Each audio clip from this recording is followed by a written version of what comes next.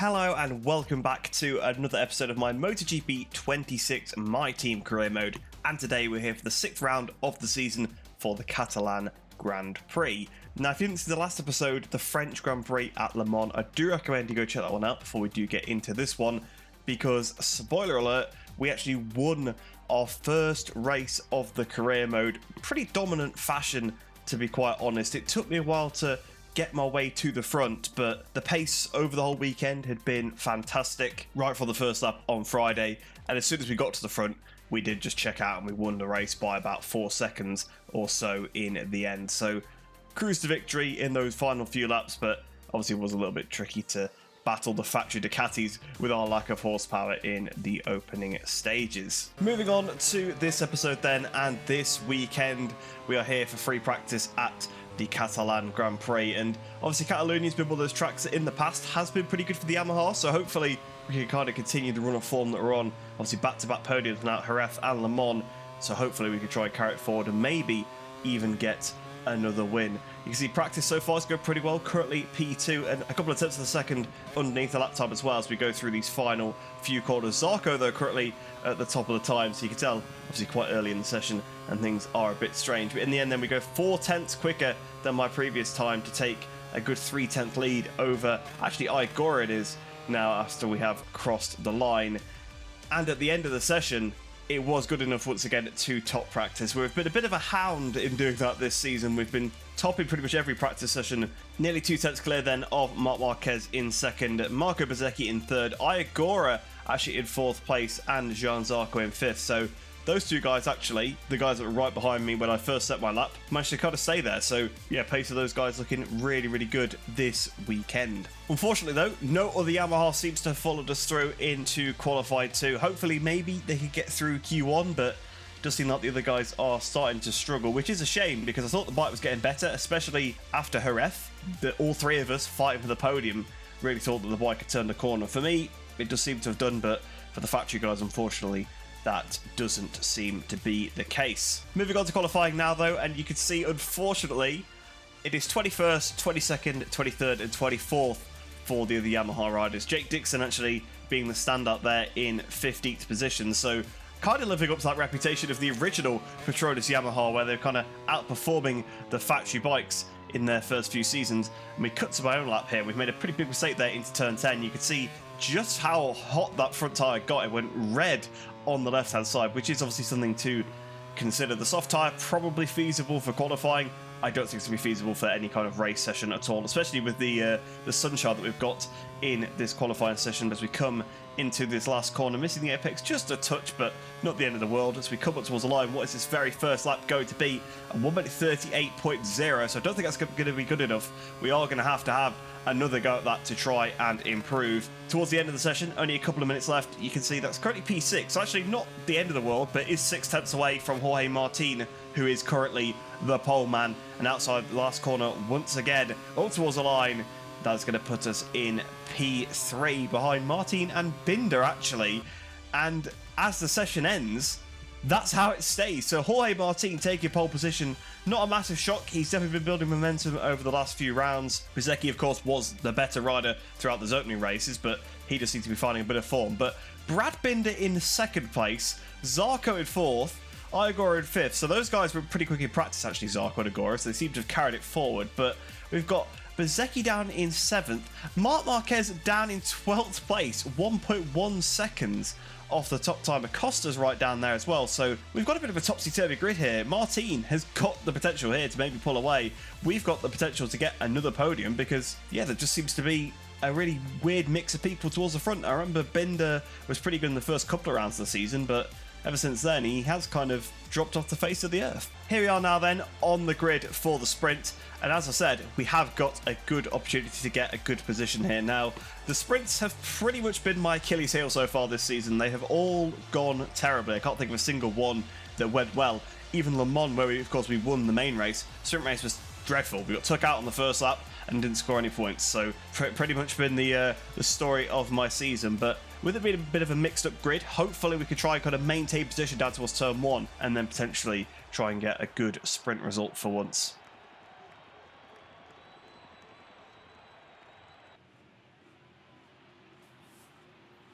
But there we go then, 3 different bikes on the front row here. We've got Aprilia, KTM and Yamaha. How are these starts going to compare? Because of course this is the longest run into turn 1, so if there's anywhere that we are going to suffer this weekend, it is going to be this run into turn 1. Lights out and away we go. And what a terrible start that's been. Agora's come past us, Bagnaya's come past us, Bezzecchi, we've got Aldeguer, both factory Hondas, both factory Ducatis now, Alex Marquez as well. As we hit the brakes down towards turn 1, we lunge back on the inside of all these riders on the inside of Mir up into turn 1. What position are we actually going to end up in? 7th place as we go through turn 1. So we were 3rd off the line, all the way down to about 14th or so actually on the run into turn 1, and on the brakes we dive back up the inside up into P7. So it's not been a disastrous start. We're in the points at the minute in a sprint race. That's better than we usually have been doing in these, except from Brazil, obviously, where we did lead at this point in that sprint race and eventually went backwards as it went on. But through that turn 4, though, we've managed to just hold the position in front of Digi, who is looking quite fast behind us. So just going to let the race settle down a little bit in this opening lap, and then just try and see how the positions shuffle out. Jumping a couple of laps later now, though, onto the start of lap 3. It's still trailing behind Pecco like we were on that first lap, and Bezzecchi on the left-hand side there. And 2 guys all the way over on the right-hand side into turn 1. There's contact. Brad Binder goes down. Zarco makes a massive mistake. We get past Zarco as well, but I have no idea what those 2 are doing right down the right-hand side of the track. I was more focused on Bezzecchi to begin with, who was out on the green for some reason on the entry, and then all of a sudden I noticed those 2 on the inside. We're going to have a look at the replay of actually what happened. So Zarco went to the inside of Binder, then came back to the outside. They touched a bit, and then Binder just pushes them both towards the inside of the track. Zarco actually on the grass there, mounts over the curb, hits into Binder. Binder goes down, and then as I said, in the background, for some reason, Bezzecchi just rode onto the green and then just kind of took the rest of the first corner quite normally. Cutting a little bit further round the lap now, though, onto Marc Marquez. We're on Marc Marquez watch because his qualifying was terrible, and we saw him briefly as he passed us on the first lap, but it's not like he's making any progress. He's down there behind Raul Fernandez, both Gresini Ducatis as well. So where is he? Probably like 10th, 11th place still, like where he started. So what a disaster of a weekend it is for Marc Marquez so far. Battle was a sharp end, though, with his teammate on the start of lap 4. He's trying to make a move now on Iagora to move up onto the podium, and in turn 1, Agora's holding it up the inside. Bagnaia is going to try to hang it around the outside. Is he able to do it? Yes, he does. He bounces Agora into me, actually, so we actually get pushed out onto the grass on the outside there. That's going to allow Jean Zarco to come around the outside of me as well, so we've actually lost a position despite us actually doing nothing and being not involved in this battle at all. Meanwhile, though, it is still going on in front. Bagnaia is still trying to muscle his way past Iagora. He sweeps around the outside through turn 4, and Bagnaia has finally made his position, but I'm actually the victim in all of that, because somehow I got caught up in their little bit of contact and then pushed out of the way onto the grass. Cutting all the way now, though, to the penultimate lap of the race. You can see Zarco is in some serious trouble. He lost the front on the way into the corner. He lost when he ran onto the green on the outside on the way out, so he really is struggling. And we go through turn 9 now, really hooked up compared to Jean Zarco, down towards the famous turn 10. We're looking for a pass up the inside. We're going to level him on the brakes. We're just going to get in front of him a little bit, push him a little bit wide, and there we go, up into 5th place. Next up then, Iagora, and we have still got another lap to try and find our way past the Japanese rider, so let's see if we can try and hook it up. But we are going to cut right back to the front, because in all that melee, all the weirdness that's been happening in this race, it has ended up being a factory Aprilia 1-2, and it's Bezzecchi right on the back and closing in on Jorge Martin. Obviously, Bezzecchi qualified really badly. Martin on the pole. So if Martin loses it from this point, it's going to be a bit embarrassing. Bezzecchi's looking at the inside there. He's trying to line it up as they go through turn 3, down towards turn 4. Bezzecchi's just following in behind for now, but he's going to try and take a bit more of a sweeping line through the corner. Not so much in the end. I thought he was trying to set that up a little bit more. I guess it is an AI, so I can't read too much into the moves that they're trying to make, but he does seem to be sitting a little bit more on the inside. It's just everywhere than Jorge Martin, but we are now obviously rapidly approaching the end of the lap. We've just got about half the lap to go. Can Martin hang on? Because it does seem like Bezzecchi behind is much, much faster, and we're getting towards the tricky part. We could be getting an 09 repeat here, because we've got 2 teammates battling at the front, a Spaniard versus an Italian, the Italian right behind as well, and on to the back straight. Bezzecchi's hooked it up perfectly. Is he going to go for a move down towards turn 10? He fakes to the inside, but to be fair, Martin's late on the brakes there, kind of chops off Bezzecchi's nose a little bit and just hangs on for now. But we are now in that famous last sector. Can Bezzecchi muster up anything in these final couple of corners? Can he do what his mentor very much did back in 2009, the Valentino Rossi pass? We're going to the penultimate turn. I don't think Bezecchi's going to be close enough. He's not too far behind, but too far behind it is to dive bomb up the inside into the last corner. So here we go then. At the last corner, Martin is going to come home to win the sprint race ahead of his teammate Bezecchi, and we're going to go back to see Marc Marquez and see he's actually made no progress whatsoever because it is now a different rider in front of him, but that's because Raul Fernandez has gone forward, not him. Fernandez has actually jumped a couple of riders ahead. So for Marc Marquez, his rival coming home in P2 in the race, all the way down in 12th, so no points for Marc in that sprint race, and through no contact, purely just lack of pace from qualifying, carrying through to the sprint race here. But honestly, what a race that was. I mean, in terms of the chaos, because I was struggling to keep up with it at certain points, to be quite honest with you. I mean, we obviously had the guys going to the right-hand side into turn one whilst Bezecchi was on the left, and then I kind of got nerfed out the way a little bit when Agora and Bagnaia are battling. So to come home with a 5th place, I will absolutely take that one. Like I said, probably going to be our best sprint result, I would say, actually, 5th place. So I will take it. Fastest lap of the race as well. That does bode quite well for the main race because we were kind of picking up pace as that one went on. I think a couple more laps we'd have got past Agora and we would have probably been able to sort of fight for the win. Other riders to watch out for though, we've got Jake Dixon then in P15, so obviously would have been a good result for the main race, but obviously not for the sprint. Unfortunately, still not picking up any points. There's 17th for Rins, 18th for Toprak, and a no score for both Fabio Quartararo and Jack Miller. I didn't actually catch what happened there, but both of them retiring, and of course Brad Binder after his crash with Zarco all the way down in 22nd. On to the main event now though, the main race, and honestly it's got a lot to live up to, especially from a fan's perspective, considering how chaotic and wild that sprint race was. And again, we're kind of set up for it because we have got that topsy-turvy grid, and I think that's partially what caused it. We've got some different riders with pace as well this weekend, like Iagora. Obviously he's been quick since Friday, so maybe that's a bit of a step. Maybe there's been a bit of an update in the game to boost him up, because of course he's been doing a lot better as of recent in real life. But here we go then. This time we've got to make a better start because we got quite lucky really that we're able to dive back up the inside into turn one and actually make back a lot of those positions, but the actual jump off the line was absolutely terrible, so we have got to try and improve on that one for this race. But the lights are on then, waiting for them to go here for the Catalan Grand Prix. Lights out and away we go. And no, it is not any better of a start. It is exactly the same. We've got a bit further back.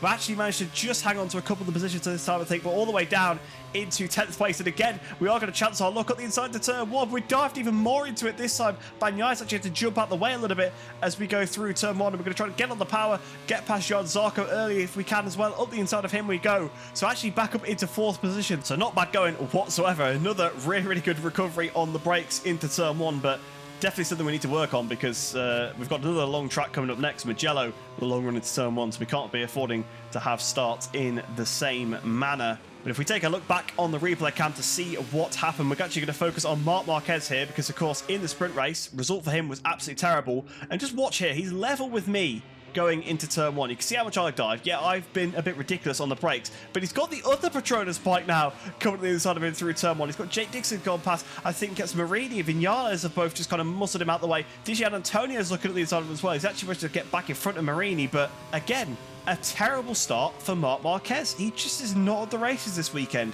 It is so bizarre. Cutting to the end of the second lap of the race now, though, we are right behind Iagora, although, of course, classic Yamaha straight line speed, we are losing a bit of time. Binder going to the left-hand side as we go to turn one. We've completely braked too late. There's no way we're going to pull this one down. Absolutely not. We've rammed wide through turn one, although we almost managed to get past Agora there. Binder parking it on the inside. There's a crash behind. Jan Zarco goes down, so as we're trying to sort of battle away with Agora and Binder here, there's some action going on behind. I was going to say that we're just getting dropped on the straights by the straight line speed because you could see how close we were at the last corner, but then I completely got it wrong and gained all that time back once again.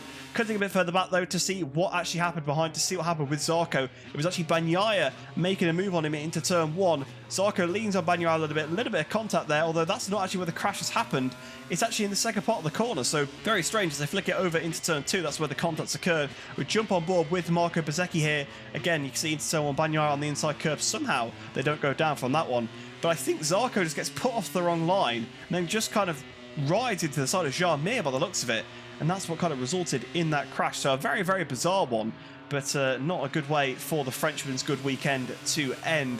Cutting on to the next lap now, though, you can see Igora is having a look into turn 1. Can he try and make a pass? We're going to go around the outside once again, but this time we're not going to quite run as wide. But Igora sweeps past both Binder and Jorge Martin to take the lead here. So Igora, the Japanese rider on the satellite Aprilia, takes the lead. And as I was saying that, we managed to actually get our way past Brad Binder. So we went deep, tried to sweep it around the outside. Binder comes back at us on the brakes into turn 4. We're going to sweep it around the front of Binder a little bit wide. Surely Brad is going to square us off and get back in front, but we've managed to just kind of cut back. We're side by side down towards turn 5. We're going to hit the brakes nice and late. Well, not nice and late, way too late. We've gone wide, and surely that's going to allow Brad back through. It has indeed.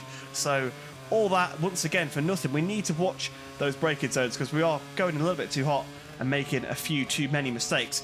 Cutting on to lap 5 here, and all of a sudden we actually have got a bit lighter on the brakes. We've been passed by 2 Italians as we go into turn 1. Bezzecchi all the way out the green there. I don't know what he's doing whatsoever there. We've had a little bit of contact then with Jarmir. Aldeguer's had a bit of contact with someone as well. There's been a crash. Someone's gone down. I'm not sure who it is. And all of a sudden now we've got, was that Jake Dixon on the inside there? Jake Dixon and Bezzecchi. Mark Marquez now comes through as well. So we got punted out of the way by Jake and Bezzecchi, and that allowed Aldeguer and Marquez to come through. So all of a sudden we're down to 10th place and make that 11th as Maverick Vinales finds his way through. Bear in mind, we're P4 hitting the brakes into turn 1 here. Back at the inside we go with Vinales. We're dive bombing him. We're not having any of that, but I think we need to have a sit down and see what just happened. We're going to cut back to the replay of that. We've got riders 3 wide here. So we've got Bezzecchi, Mir and Bagnaia all go 3 wide into turn 1.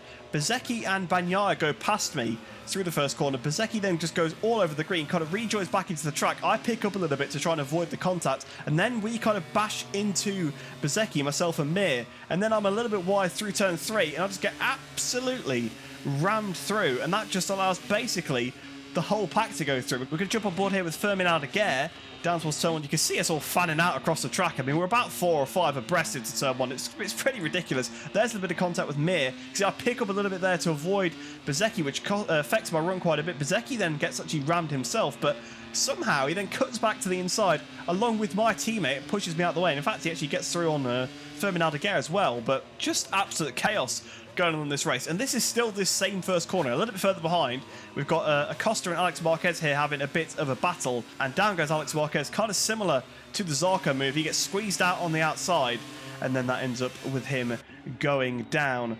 On to lap 6 now, though. We have got a Petronas Yamaha battling with Bezzecchi, but it's not me this time. It is Jake Dixon. Jake Dixon just trying to defend from Bezzecchi. Bezzecchi sweeps around the outside, and what is that? What is that line from Marco Bezzecchi? He just picked the bike up a straight line. Fair enough last lap because there was a little bit, avoiding action going on, but he is just pure and simple, picked up the bike and cut the corner to overtake Jake Dixon. And I can tell you for that, he actually did get a long lap penalty, and as we cut back to the action, you will have noticed that he got a drop 1 position. Now I think that's actually a bug from the game. That's not the penalty that he got for the Jake Dixon pass, but you can see here all the carnage it's causing. He tried to kind of let just one rider through there, and he blocked the whole pack, completely cost him on the straight. And we're going to go around the outside of 2, 3. Is it going to be 4 riders through turn 10? We have managed to go around the outside. Dixon actually is just going to stay in front. We've gone around the outside of 3 riders into turn 10 there, which is absolutely unbelievable. I know the brakes have been our asset this season, but that is ridiculous. I mean, it just kind of shows the chaos really that Bezzecchi had caused, because all their runs were affected for the first time, and Yamaha was gaining on people on the straight because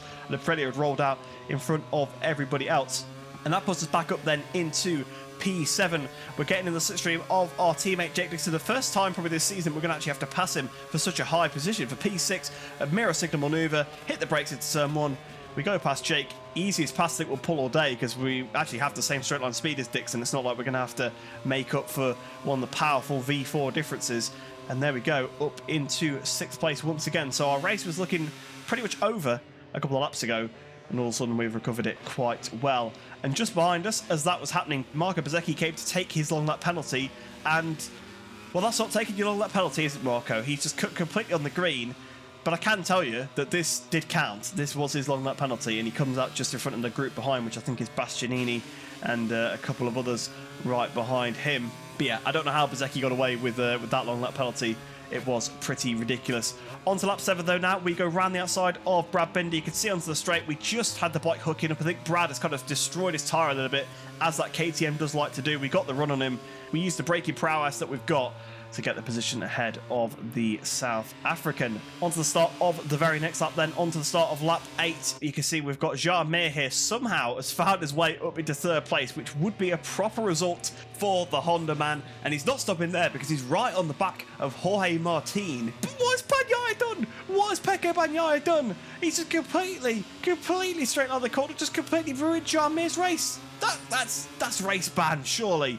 Surely that's race ban. He's taken Mir out. I don't know how Mir's actually stayed on the bike, but he's just picked the bike up and literally just aimed it at him, which is completely ridiculous. And now all of a sudden we're on the back of Bagnaia because we've got the pace. And again, we're going for our famous move round the outside into turn 10. 2 for the prize of 1. Once again, we go past Martin, we go past Bagnaia, the 2 2024 and 23 championship protagonists. And all of a sudden, we've gone from a few laps ago being bullied down to 10th place.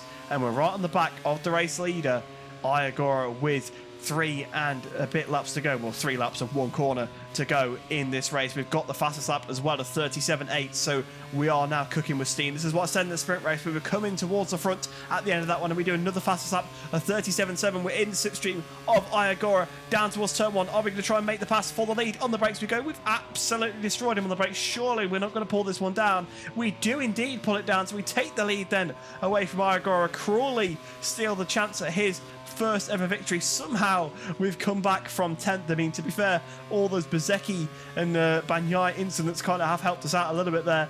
And that was pretty much it as we come out the last corner here to win yet again. You can see the gap in the background.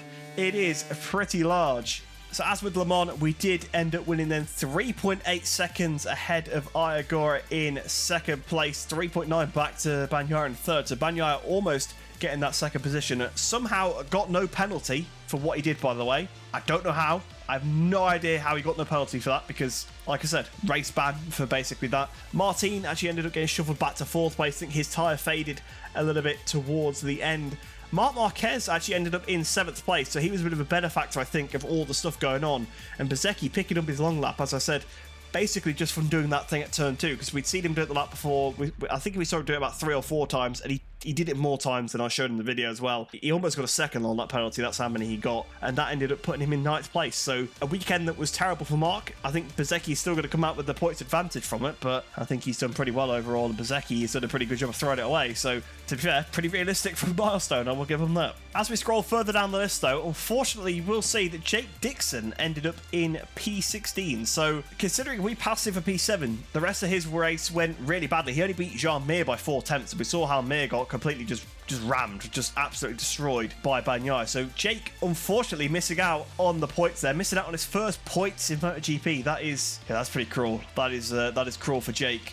So if we have a look to see what that's done to the Riders' Championship, then Marc Marquez still leads 27 points now, clear of Bezzecchi in 2nd place. Martin moves himself up into 3rd place, only 10 points behind his teammate now after a really poor weekend for Acosta.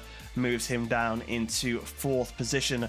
I moved myself up into 6th position, only 54 points behind Marc Marquez now, and we're only a handful of points behind Pedro Acosta, so we could be in the fight for P4 in the championship pretty soon, which, considering the start of the season where we couldn't score points for anything, that is really, really impressive. And technically, we're not out of contention for the championship yet. We're early on in the season, only 54 points back, and we saw how poor a weekend Mark had here. So it does show that the man is human after all. If we move on to the Teams Championship now, though, you can see Ducati continue to lead then ahead of Aprilia in 2nd and Red Bull KTM in 3rd. No real change at the top of the order.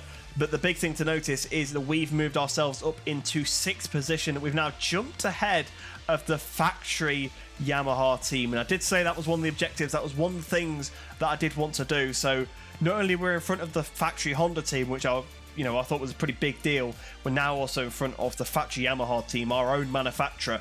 And that's even with, Rins getting some good results here. That's not just my fluke results kind of pushing it up. I mean, they're not flukes. It's back-to-back victories. It is a bit of form, but strange races. Definitely this one, anyway, was very, very odd. The fact we were battling Agora for the win, for example, whereas in the past we battled Agora for like P10 or something like that. So, we were both quite elevated up the order. Only 2 points as well behind the VR46 team, so a couple more points on them, and we'll be up into the top 5 of the championship. On to the constructors now, though. No changes here whatsoever, although we are now closing in on KTM. Only 3 points between Yamaha and KTM. So all of a sudden, the gap that seemed unassailable at one point is pretty much gone completely. And we've got a massive lead now over Honda. We've completely left them in the dust. We're 40 points clear of Honda now. So it will take a good few, they're going to have to get some good results to be able to claw those points back to us. After that race weekend, though, we did actually have something that I've never had in a MotoGP game before. It did come in, I actually can't remember if it was for 25 or 24, in all honesty, but it was a debrief. So we actually got asked a little bit about the bikes. It was actually asking about what Fabio Quartararo has chosen to improve, which was, unsurprisingly, the engine power. So that's 2 for 2 in terms of realism so far for Milestone in this one. Bezzecchi bottling it and Quartararo asking for more power. And to be honest, I agreed with him because the one pass that was easy in that race was the one on Jake Dixon because I didn't have to overcome the power of the V4. It is a big problem. I know it's like the joke about Yamaha, but Le Mans, we would have cleared off into the distance even more if we had a little bit more power to battle those Ducatis. So yeah, kind of basically just agreed with what Quartararo said. But yeah, first time I've actually had one of these debriefs because I haven't played career mode much in the last couple of games. I did co-op career mode last year, which was just an online championship in effect, so it didn't have anything like this in it. But after that, just back to the career hub as normal. So that is going to pretty much bring this episode to a close then. 2 wins in a row on a Yamaha as well. I didn't see that one coming. Definitely did not see that one coming at all. However, we have now got Mugello, which is going to be a rough circuit in the really old times, the historic times. The Yamaha was good at Mugello because it had the kind of the middle sector of stuff that it could flow through, but I think it's going to be a rough weekend for us because of the straights, because of the straight line speed, and also I'm just not very good at Mugello. I can kind of drag the bike through results at tracks that I'm not too bad at, like Le Mans or somewhere like Catalunya or Jerez, these kind of tracks that I actually quite like and are quite good at. But Mugello, I've never really gelled with it too much. So yeah, I do think it could be quite a difficult weekend. But if you did enjoy this episode, please do like the video and subscribe because it really does help me out. And of course, it is a win-win for both of us as you get some more MotoGP game content. But I guess if you like this video, more specifically, my team MotoGP content in your subscription feed. I am going to try and increase the amount of episodes that are coming out because I know there has been some big breaks between them, and I do appreciate you all sticking by. Clearly it does show that there is the interest in the content, so if I can try and bring it out a little bit more soon, then obviously that is ideal, especially considering how long the championships are in this game. But I hope you do enjoy the rest of your day, and I shall see you in the next one.